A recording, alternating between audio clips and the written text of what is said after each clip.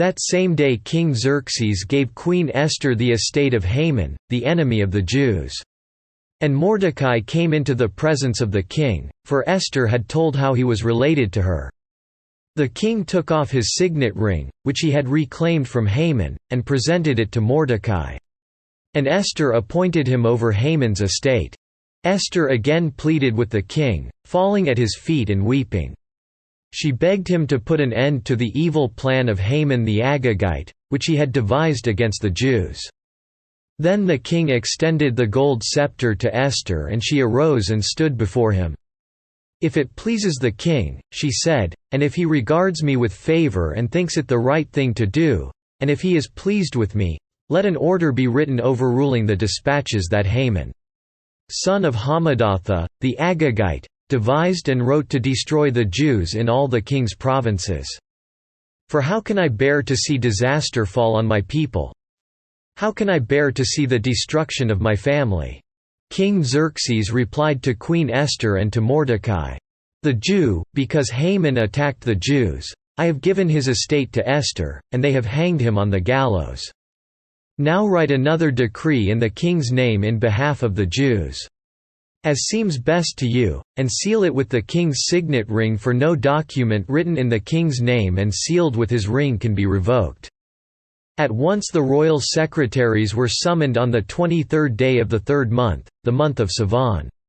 They wrote out all Mordecai's orders to the Jews, and to the satraps, governors and nobles of the 127 provinces stretching from India to Cush.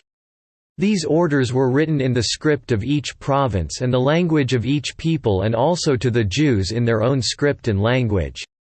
Mordecai wrote in the name of King Xerxes, sealed the dispatches with the king's signet ring, and sent them by mounted couriers, who rode fast horses especially bred for the king. The king's edict granted the Jews in every city the right to assemble and protect themselves, to destroy, kill and annihilate any armed force of any nationality or province that might attack them, and their women and children, and to plunder the property of their enemies. The day appointed for the Jews to do this in all the provinces of King Xerxes was the 13th day of the 12th month, the month of Adar. A copy of the text of the edict was to be issued as law in every province and made known to the people of every nationality, so that the Jews would be ready on that day to avenge themselves on their enemies.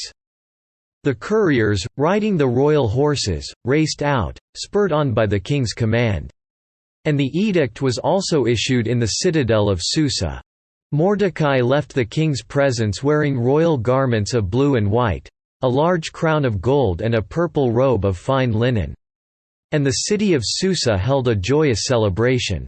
For the Jews it was a time of happiness and joy, gladness and honor.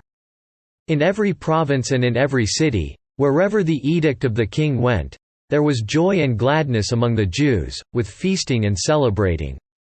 And many people of other nationalities became Jews because fear of the Jews had seized them.